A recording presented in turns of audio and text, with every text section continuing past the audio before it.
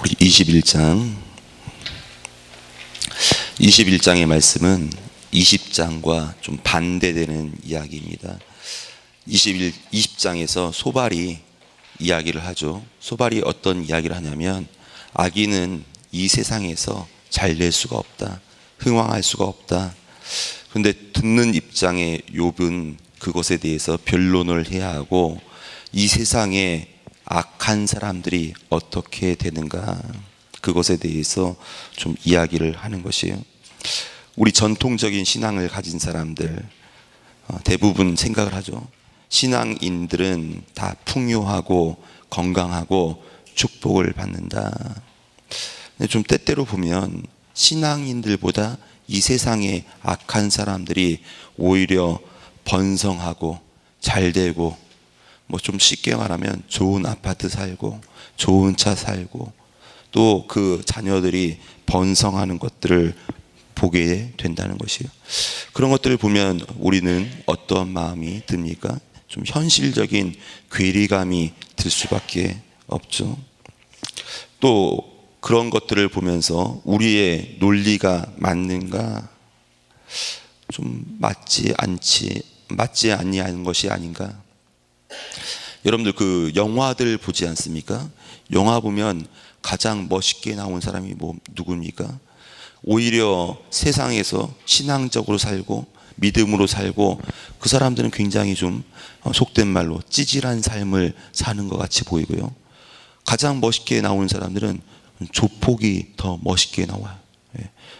이렇게 바바리 코트를 휘날리고, 그리고 좋은 차에서 내리고, 주먹 세고 협객인 것처럼 보이고, 실제로 예전에 모래시계를 이렇게 방영했을 때 있지 않습니까? 남자들이 그 모래시계를 굉장히 좋아했다는 것이에요. 당시에 청소년들이 그 모래시계를 보면서 무슨 생각을 했냐면, 나는 커서 조폭이 돼야지, 그 생각을 실제로 가졌다는 것이에요. 실제로 그 모래시계를 방영한 후에 조폭이 된 사람들도 많이 있고요. 뭔가 좀 엇갈린 것들이 좀 좋아 보이고 잘 되는 것처럼 보이고, 그런 것들을 지금 욥이 이야기를 하고 있는 것이에요.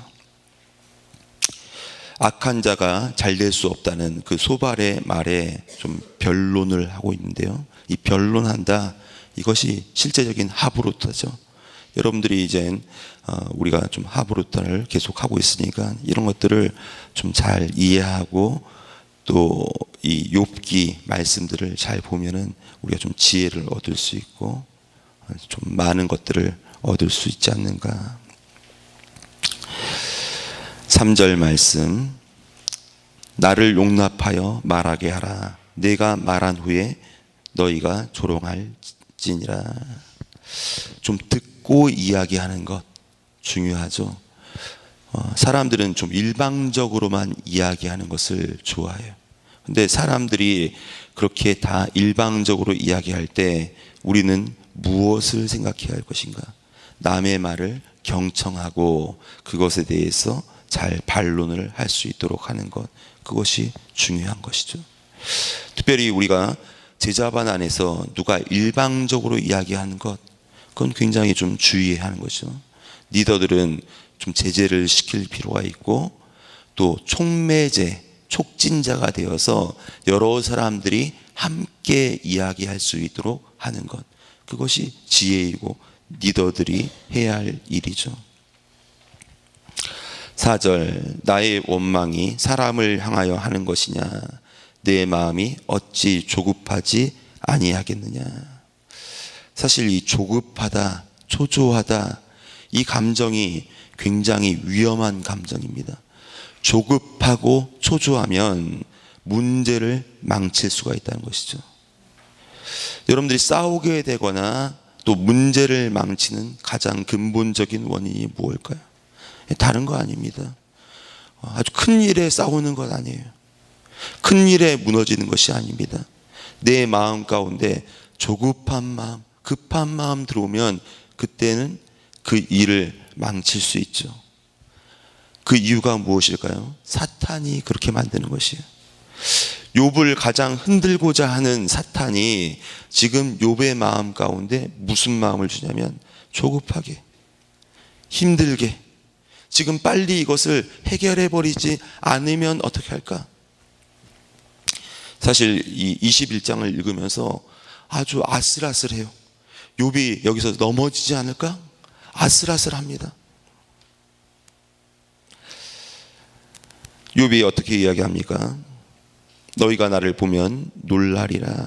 손으로 입을 가리리라. 내가 기억하기만 하여도 불안하고 두려움이 내 몸을 잡는구나. 지금 욥은 자기의 감정을 드러내잖아요. 지금 너무 불안하다.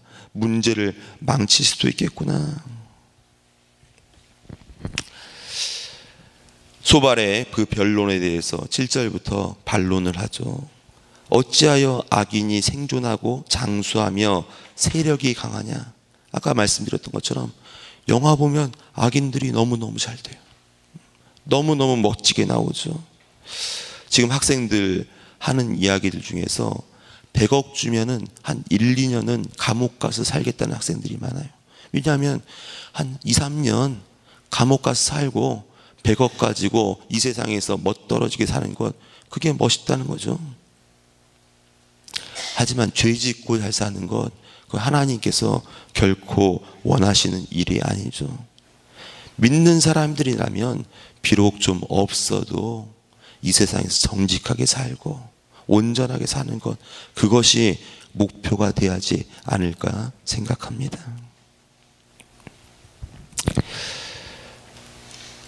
8절, 그들의 후손이 앞에서 그들과 함께 굳게 서고 자손이 그들의 목전에서 그러하다. 자손들이 잘 되고 있다. 또 그들의 집은 어떻습니까? 평안하고 두려움이 없다. 하나님의 매가 그들 가정 가운데 임하지 않고 있다. 그런 가정들이 있어요, 없어요? 있죠. 분명히 존재하고 있고. 사실 5.18 희생자들이 보면 그분들은 더 정직하게 살았잖아요. 그럼에도 불구하고 그것에 깊이 관여했던 사람들은 좋은 집에서 또 좋은 차 타고 자녀들이 번성하고 오히려 잘 되는 것처럼 보이지 않습니까? 그들의 수소는 새끼를 베고 그들의 암소는 낙태하는 일이 없이 새끼를 낳는구나. 이 당시 유목민족이기 때문에 이거 굉장히 중요한 겁니다. 새끼 베고 또 낳고, 도리어 이 가축들이 더 잘 새끼를 낳고. 11절, 그들의 아이들은 양떼같이 내보내고 그들의 자녀들은 춤을 추고 그들은 소고와 수금으로 노래하고 피리를 불어 즐기고 있다.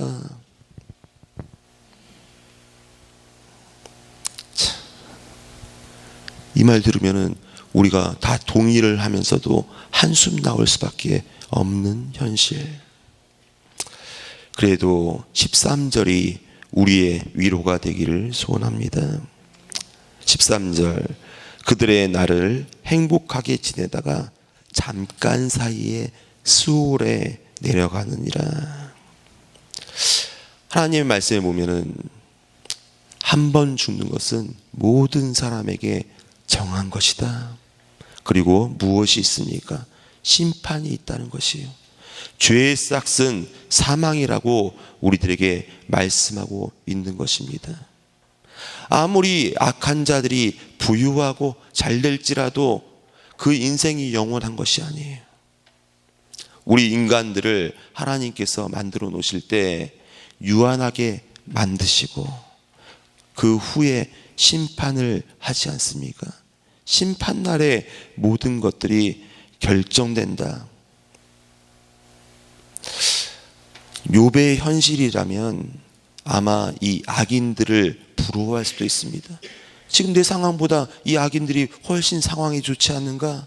차라리 악하게 살다가 그렇게 가는 것 좋다. 우리 현실 세계에서 그런 사람들 있을까요? 없을까요? 있죠. 차라리 악하게 살다가 그렇게 가겠다. 멋떨어지게 살다가 그렇게 가겠다. 그런 사람이 있죠. 신앙이 없다라면, 믿음이 없다라면 실패하는 것이에요. 14절, 그 사람들이 하는 말입니다. 제가 지금 했던 말과 똑같은 말을 하는 것이에요. 그러할지라도 그들은 하나님께 말하기를 우리를 떠나주세요. 우리가 주의 도리를 알지 않기를 원합니다. 세상 사람들이 뭐라고 얘기합니까? 하나님이 어디 있냐? 내 주먹을 믿어라.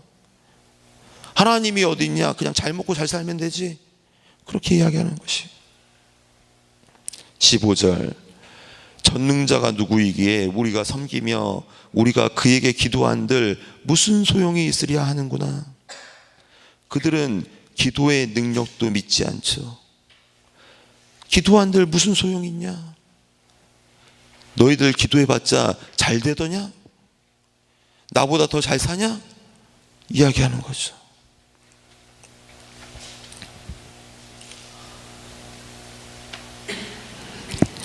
(16절) 다시금 욥이 신앙의 말, 믿음의 말을 하고 있는 것이에요. 그러나 그들의 행복이 그들의 손안에 있지 아니하니 악인의 계획은 나에게서 멀구나. 가치가 틀린 거죠. 믿음의 가치와 신앙의 가치와 비신앙의 가치와 불신앙의 가치 분명히 다른 것이에요. 신앙인들이 정말 조심해야 할 것이 무엇인가? 비신앙인들이 생각하고 말하는 것, 그것을 따라하고 생각하고 보고 동경하는 것, 그거 정말 위험한 것입니다. 우리가 때때로 그런 마음이 생기잖아요. 잘 되기만 하면 되지. 뭐 그거 좀 그렇게 해봤자 그거 뭐 그렇게 좀 문제가 있어. 잘 되기만 하면 수단 방법 가리지 말아야 해. 근데 그게 맞는 말입니까? 아닌 거죠. 믿는 사람들은 수단 방법을 가리는 것이 아니라 정말로 하나님 앞에 무릎 꿇고 기도하는 것. 예전에 한번 말씀을 드렸던 것 같아요. 그 높은 뜻 숭의교회라고 그 교회 김모 목사님께서 담임하는 그 교회예요. 설교할 때 그런 설교를 하셨대요. 정직하게 삽시다. 정직하지 않은 것은 함정입니다. 정직하지 않고 돈 버는 것은 그건 악마의 함정입니다. 그랬더니 다음날 인터넷에 홈페이지에 글이 올라왔다는 것이에요. 뭐라고 올라왔냐면은 자기가 의사인데 장로님이세요. 근데 보험 수가 이렇게 올리는 것을 부정직하게 올렸다는 것이에요. 회개합니다. 수단 방법 가리지 않고 돈 번 거 회개합니다. 올렸다는 것이에요. 그러면 그분만 그랬을까요? 수많은 사람들이 그랬지 않을까? 이 설교에 대한 반응이지 않을까요? 또 하나님 말씀에 대한 진정한 반응이지 않을까요? 하나님은 어떠한 분이십니까? 17절, 18절 하나님께서 다 불어버리시죠. 악인들이 잘 되는 것 같지만 결국에는 멸망하는 것이에요. 우리 이 우주 생각해 보셨습니까? 우주를 보면 우리가 놀라운 지혜를 얻을 수 있어요. 지구가 엄청나게 커 보일지라도 이 대우주에 비하면 이 우주의 지구는 먼지만도 못하다. 지구만한 그런 별들이 수천억 개, 그 이상. 그런데 하나님께서 그걸 만드신 분이세요. 그 모든 우주를 만드신 분이세요. 하나님은 어떻게 하시냐면 부르면은 날아가는 것이에요.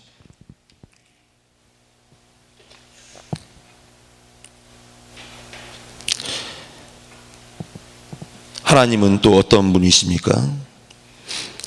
하나님과 사람 관계, 사람과 사람 관계 맺지 못하게 만드시는 거예요. 그런 악인들은 하나님과 관계를 맺지 못하게 되잖아요. 어떻습니까? 악인들이 하나님과 관계를 맺을 수 있습니까? 안 되는 것이죠.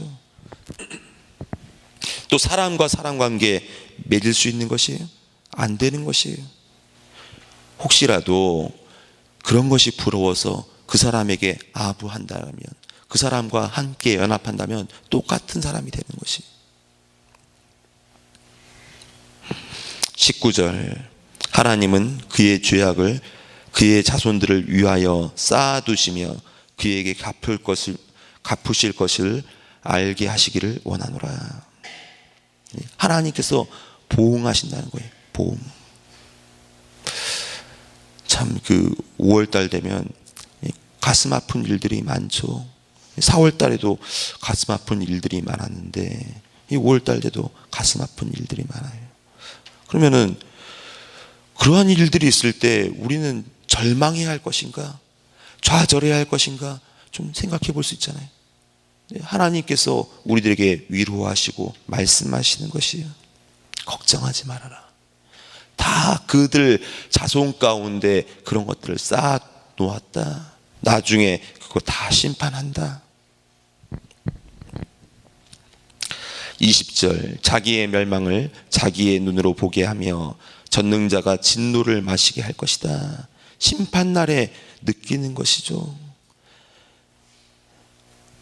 그의 달수가 다하면 자기 집에 대하여 무슨 관계가 있겠느냐. 남겨진 재물이 지옥에서 무슨 관계가 있겠느냐. 여러분들, 심판의 날에 남겨진 재산이 무슨 소용이 있겠어요? 우리 이건희 회장 지금 그 병실에서 누워 있는 거예요. 무슨 재산이 있고 무슨 호텔이 있고 무슨 아파트가 있고 무슨 건물이 있는데 무슨 소용이 있겠어요? 아무것도 아닌 거예요. 22절, 참 중요한 말씀이죠. 그러나 하나님께서는 높은 자들을 심판하시겠나니 누가 능히 하나님께 지식을 가르치겠느냐. 하나님의 지혜는 그 이상이다. 우리들 생각하는 거 그 이상이에요. 자녀들에게 꼭 이야기해 줘야 합니다.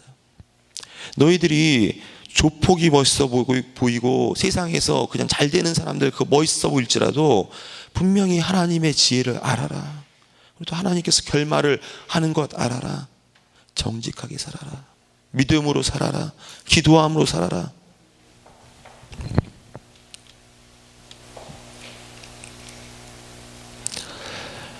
(23절) 어떤 사람은 죽도록 기운이 충실하여 안전하며 평안하고 그의 그릇에는 젖이 가득하고 그의 골수는 윤택하고 어떤 사람은 마음의 고통을 품고 죽음으로 행복을 맛보지 못하니라. 죽음에 대해서 생각하지 않는다면 비참하죠. 비극이죠. 하나님을 알고 죽어야지 그것이 정말 행복이에요. 제가 몇 번 말씀드렸잖아요. 참 돌아가신 분들 임종을 지켜보면 어떤 분들은 평안하게 돌아가시는 거예요. 어떤 분은 정말 고통 가운데서 몸부림을 치는 거예요. 보면은 하나님을 알고 돌아가시는 분들 평안해요. 하지만 평소에 자기의 주먹을 믿었던 분들, 그분들은 정말 그 비참함이 극에 달하고 갈 때도 행복하지 못한 것.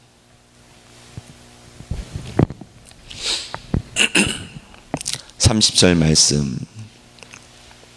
악인은 재난의 날을 위하여 남겨둔 바 되었고 진노의 날을 향하여 끌려가느니라. 악인들의 심판은 연기된 것 같이 보이죠. 하지만 하나님께서 그때 심판한다.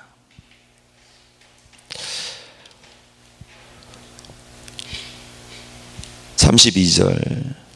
그를 무덤으로 메어가고 사람이 그 무덤을 지키리라. 그의 골짜기에 흙덩어리를 달게 여기리니 많은 사람들이 그보다 앞서갔으니 모든 사람이 그의 뒤에 줄지었느니라. 웅장한 장례식, 그거 멋있을까요? 멋있죠.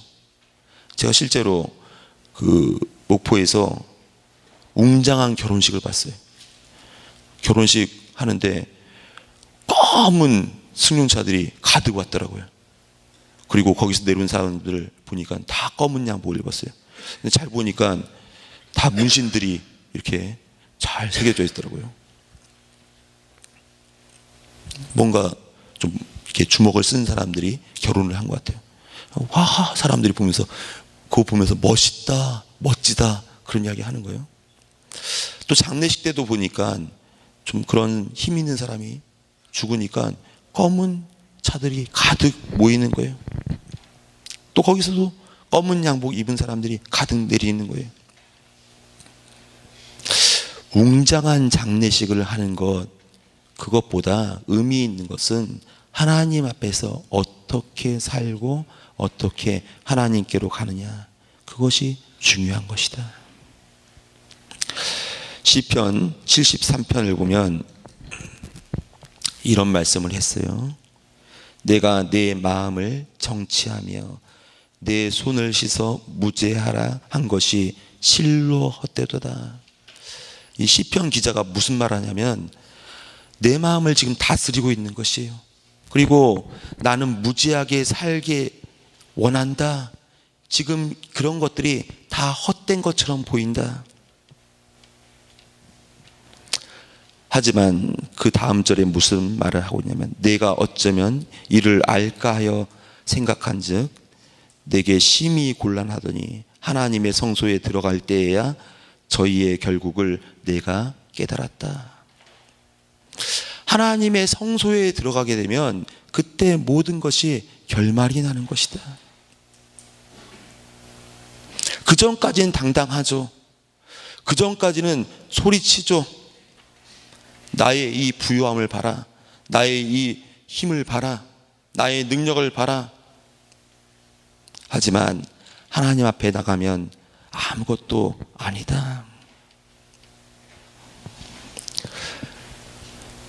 마지막 절에 이런 말을 하고 있습니다. 그런데도 너희는 나를 헛되이 위로하려느냐? 너희의 대답은 거짓일 뿐이다. 참 이거 중요한 말인데요. 증명되지 않는 것은 거짓이다. 한쪽 측면만 보고 이야기하는 것.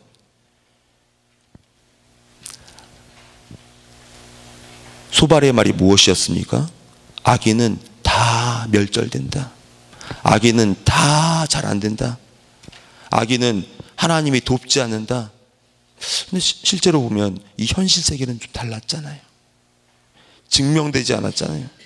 그런데 중요한 것, 그런 이야기들을 할 것이 아니라 우리가 중요한 것은 믿음의 이야기, 신앙의 이야기, 그 결국의 이야기들을 좀 하자는 것이에요.